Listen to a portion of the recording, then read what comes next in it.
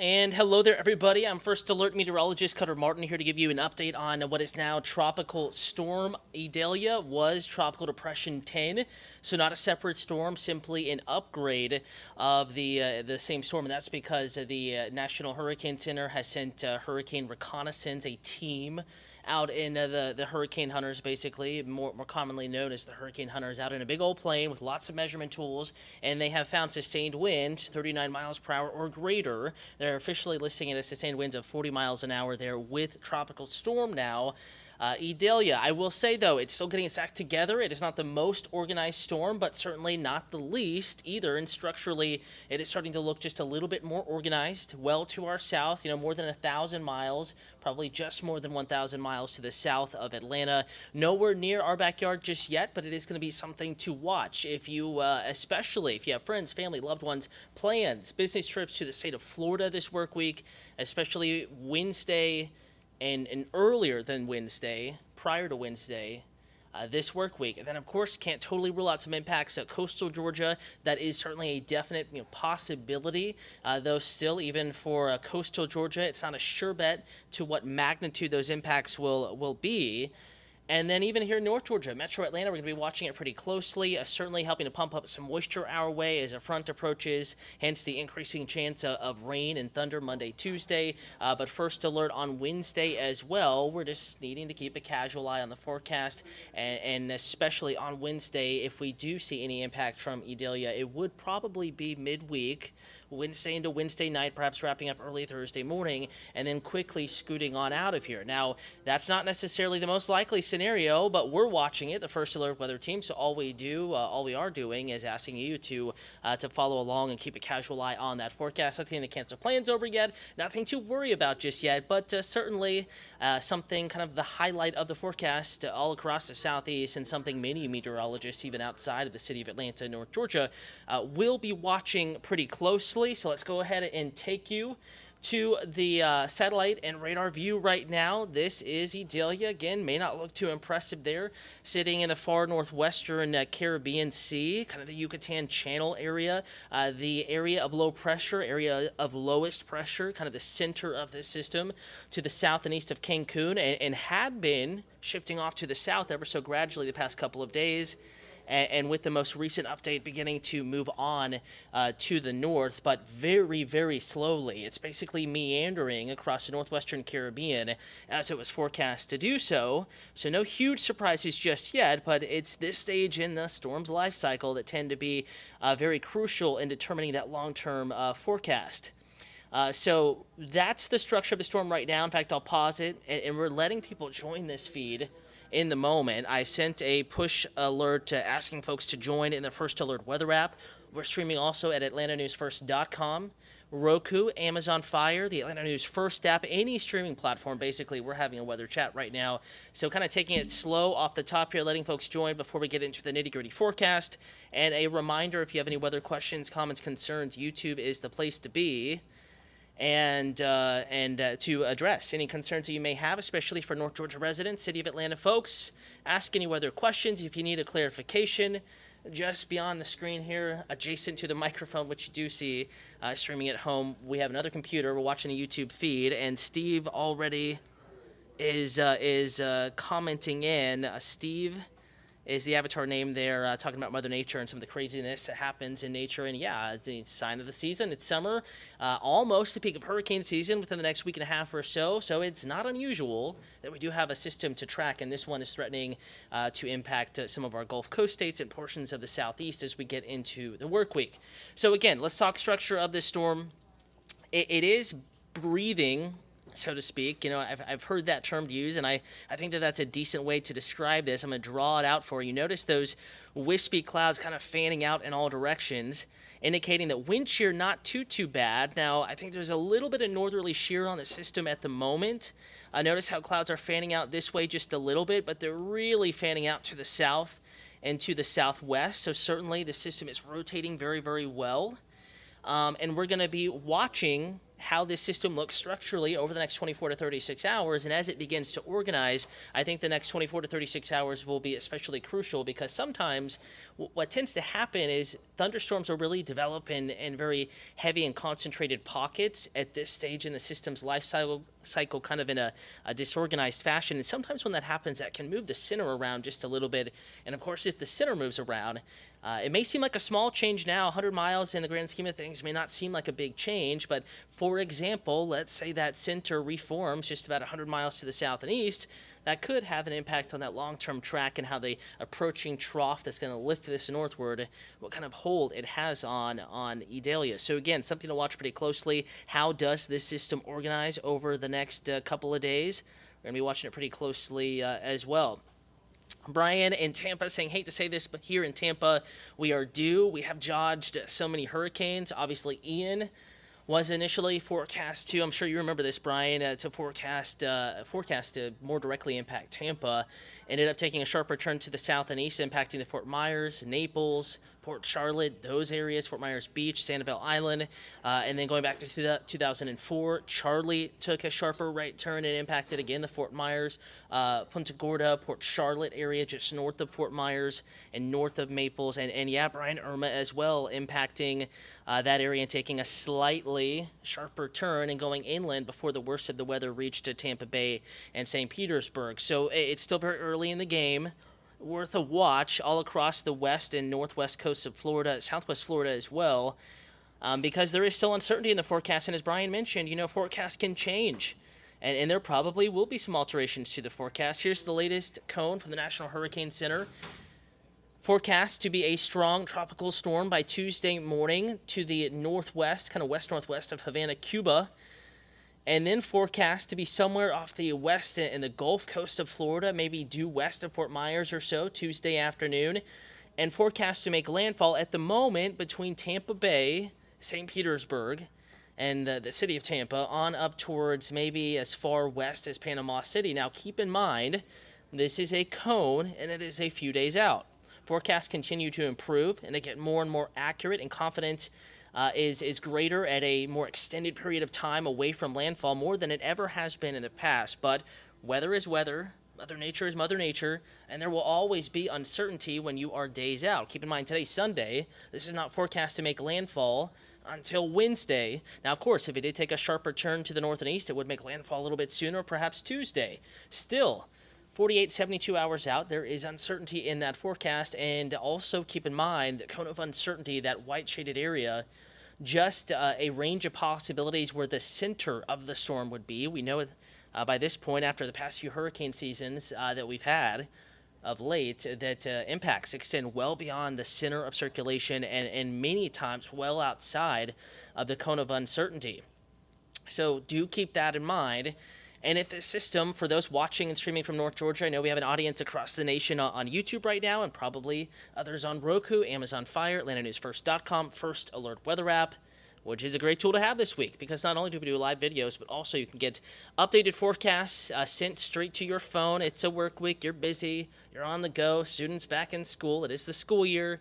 And it's hard to kind of stay tuned to the forecast and to maybe devote 5-10 minutes a day to watching the forecast sitting on the couch in front of your TV. But hey, we're meeting you in the middle, and we'll always be there to give you the forecast, whether it's calm weather or severe weather, or we're just watching the tropics like we are right now.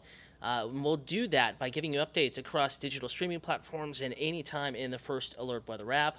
And this is a good week to keep an eye on the First Alert Weather app.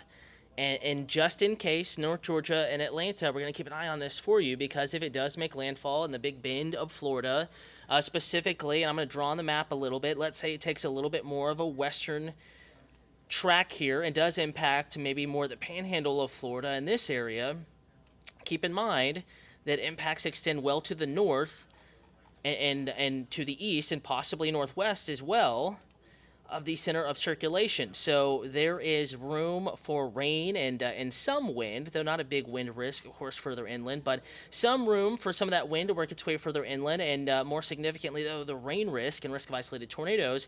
If it were to make landfall, in this western portion of the cone, impacts would extend possibly into portions of North Georgia and the Midlands of South Carolina and on up into North Carolina. That would be something that we would need to keep an eye out for. Keep in mind, though, other end of the spectrum, if it were to make landfall more to the south and east, maybe even taking a very sharp turn into southwest Florida. You may not be in the cone now, but worth paying attention to if you're watching from areas even south of Tampa. We're days out here, and that cone can certainly shift. As I said a moment ago, forecast confidence is greater at a greater lead time than it ever has been in the past, but that doesn't mean it's always perfect and it's always a perfect forecast several days out.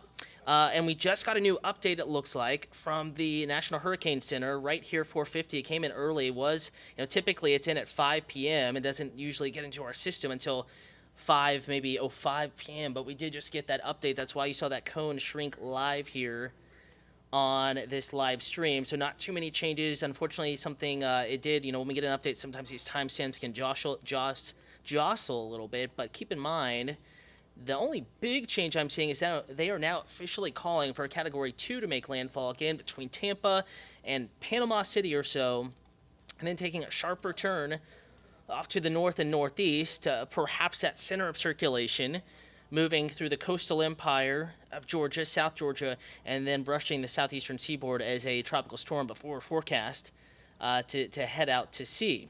Now, again, there is still uncertainty here. We're going to reiterate some of the same things we were just talking about. If this takes a more western track and solution, that would spread impacts deeper into middle and north Georgia. If this were to take a sharper turn to the south and east, it would keep the majority of the impacts basically along and south of the I-10 corridor. So there is a lot still to talk about here, a lot still to be aware of. And it does look like we have a few comments coming in on YouTube, some other streamers coming in as well. Maybe you're watching on the Atlanta News First app or the First Alert Weather app, and you're navigating over to Facebook or rather YouTube to ask your weather questions. So I'm just going to spend a couple minutes. Again, if you have any weather questions about the new track, if you have loved ones and you're just wondering what their part of Florida is going to be most at risk for over the next few days, just give me a holler. Atlanta News First on YouTube. That's the account to like and the account to follow and the account I'm watching in this live stream to answer questions from. Again, we're tracking First Alert Tropical Storm Idalia. More likely to see impacts remain south of Atlanta and south of North Georgia, but there is still enough uncertainty in the forecast to where we are keeping an eye on it, and all we are doing by adding that First Alert to Wednesday's forecast is asking you to follow along until we can 100% say that all impacts will remain south of North Georgia. Again, still not a likely solution that we're seeing severe weather in North Georgia, but we can't completely 100% take that off the table, so something we're going to be watching pretty closely. Rico, hello to you. Hockey87 saying, agree, Brian, price you pay for living in Florida, and, hockey in any part of the country has weather hazards. Southern California just had flooding from the remnants of a tropical system, earthquakes, tornadoes, blizzards. Everyone has something. It's just the world we live in, the world we live on, and nature is nature. And a lot of times, for example, hurricanes are nature's way to balance things out. The heat of the tropics, the cold of the poles, trying to keep things neutral and in homeostasis. It is nature at its finest. It's just about how we prepare for it and how we attempt to minimize damage from these systems. Brian in Tampa, thanks for answering questions. Yeah, you're very welcome, Brian. And Brian saying we deal with storm surge a lot. Yeah, Tampa Bay especially prone to storm surge. In fact, let's pull that graphic back up. I'm going to back the map up a little bit so that you can see more clearly. And again, if you are just now tuning in, 4:53 is your time. Just got an update from the National Hurricane Center. That 5 o'clock advisory came out actually a few minutes early, which doesn't happen too often, and it got into our system very quickly. So you see now officially calling for a Category 2 with sustained winds of 100 miles an hour. And that's before landfall. Of course, the exact point of that forecast, that's Wednesday, 2 a.m. It's still not on land and still possibly could be strengthening right up into landfall. So worth a close watch, especially if you're in Florida and if you're in coastal Georgia. The coastal empire is what they call it, the low country of South Carolina. And Brian, if you're in Tampa, again, there is uncertainty here. Possibly, could this go a little bit outside of the cone or follow the eastern edge of this cone? It certainly is possible. Could it go just a little bit west of the cone or follow this cone off to the north? That certainly, too, is possible. Could it veer just a little bit further east? Could it have a a looser north turn and northeast turn and veer a little to the west. We can't bet our careers and our jobs days out that we can't have these subtle fluctuations that have bigger impacts on local neighborhoods. But right now, Panama City, more so through Cedar Key, Apalachicola, the Big Bend of Florida, which is right here, on down to the Tampa and St. Pete metro area, kind of the area of most likely center impact or landfall.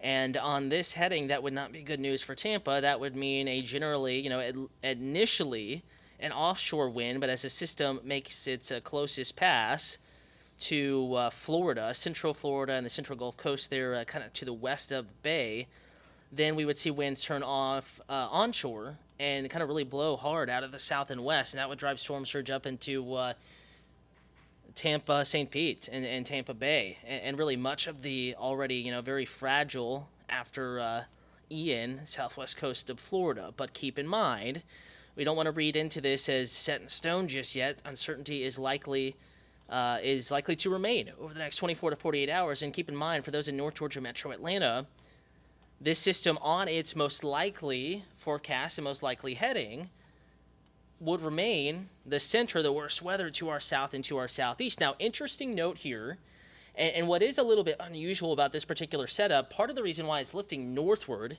we have a little cool front, a little dip in the jet stream and trough of low pressure approaching that's going to help lift it north and then help push it off to the north and to the east. So the timing of this trough or this cool front, which you've probably been hearing us talk about for days now, on WANF, Peachtree TV, AtlantaNewsFirst.com, and then the First Alert Weather app. The timing will be crucial, as well as the structure of the storm and what happens over the next 24 hours with the storm. So kind of a two-parter here.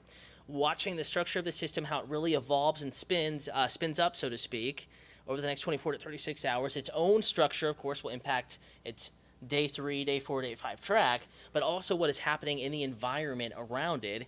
That's also going to be crucially important. And it's a complicated environment right now. Let's go back to the maps here. Again, we have Idalia and the northwestern Caribbean. Lots of spin there, a little bit of northerly shear. We also have Category 2 Hurricane Franklin that is spinning across the southwestern Atlantic, north and east of the Bahamas, north of the Turks and Caicos, relatively harmlessly out there. Still, though, we're tracking two tropical systems, not too far apart from each other. And then here comes that trough, that dip in the jet stream, so to speak. Again, there it is. See the showers and thunderstorms starting to fire up to our north and west, also across the state of Texas, where they so desperately need rain. It is that same dip in the jet stream, that same cool front that's going to help lift Idalia off to the north and eventually turn it off to the north and east. But the rate at which it turns, how sharp of a northeast turn it makes, how long it takes to lift into the Gulf of Mexico and get caught up in that dip in the jet stream, that approaching cool front that hopefully will bring us some nicer weather, that'll be crucial in determining its exact track going forward. So there is still quite a bit of uncertainty in the first alert forecast, but I want to bring that cone up one more time and talk about the setup, and hopefully with talking about that turn and what's causing it, that makes a little more sense now as to why you're seeing the cone lift northward and then that sharp turn off to the north and east. So here's Idalia now, relatively harmless, though it is producing heavy rain across portions of Cuba, the Cayman Island, and portions of the Yucatan Peninsula, Cozumel, Puerto Vallarta, those areas. Heavy rain, yes, but wind and the worst of the weather is actually offshore right now. And then forecast to lift northward and strengthen, becoming now on this new forecast track a Category 1 hurricane by Monday night, so tomorrow night into Tuesday morning. A strengthening Category 1 hurricane Tuesday afternoon, and then forecast on its present heading, though there will probably be further adjustments, forecast to make landfall late Tuesday night, early Wednesday morning. Most likely bet is between Panama City, Florida, and the Tampa, St. Pete area, kind of around the Big Bend, Cedar Key, Apalachicola, on eastward areas of the state of Florida, and then crossing the I-10 corridor somewhere between Tallahassee and Jacksonville, and then moving up into the Georgia Coastal Empire, perhaps as far west as Macon, or remaining offshore if it takes a sharper turn, could remain south of Jacksonville, and then paralleling the southeast coast, and then likely heading out to sea and kind of getting torn apart by another approaching trough and some wind shear in the area. Now, this is a cone of uncertainty, and there is a reason that it is called that. That is just a forecast for where the center of circulation will go And we all know that impacts from tropical systems extend well beyond where the center is. Sometimes some of the worst weather in some systems can be away from the center, though in an organized hurricane, of course, the strongest winds tend to be around the eye wall and the center of circulation, but that doesn't mean that impacts are confined to a small area. This system could be on the rather, medium to large size as it moves through the Gulf of Mexico with a large shield of rain and perhaps a risk of severe weather like tornadoes, extending well beyond that cone of uncertainty. So do keep that in mind. City of Atlanta, not in the forecast cone. None of our North Georgia counties are currently in the forecast cone, but if it does take that more westward solution towards Panama City and Macon, there probably would be some inclement weather, especially along and south and east of the I-85 corridor. So something to casually watch here over the next few days, now through Wednesday into Thursday. Weather headlines for you. We do have some weather to talk about as well. Going deeper into the work week, we begin today. It was hot, high temperatures in the mid to upper 90s. It felt hotter than 105 in spots. We have a first alert Monday because, yes, we have showers and thunderstorms bubbling up today, but I think more so in the way of rain and thunder tomorrow. And then first alert Wednesday because we do need to keep a closer than normal watch on a tropical storm, now Tropical Storm Idalia, and the northwestern Caribbean as it becomes a hurricane and is forecast to move through the eastern Gulf of Mexico and make a landfall along the Florida Peninsula as we get into late Tuesday, early Wednesday. That is the present forecast, and there is enough uncertainty in the forecast that it's worth keeping an eye on. Don't go canceling your midweek plans. Don't get worried in North Georgia about severe weather, but it certainly is worth some attention. And until we can refine that forecast enough to completely remove the possibility of some severe weather off the table here in North Georgia Metro Atlanta, it is worth keeping a closer eye on that forecast. The team will keep you updated at AtlantaNewsFirst.com on TV, WANF, Peachtree TV, WPCH. We're scheduled to have a 6:30 newscast this evening, though may get covered up by golf, so did want to make sure we stream the latest and greatest information. We'll still keep you updated at AtlantaNewsFirst.com and the First Alert Weather app. Also going to talk more about it tonight, 9 p.m. We're back on Peachtree TV. We have a 10 o'clock hour. We'll get another new track as we head into the 11 o'clock half hour back on Atlanta News First, WANF.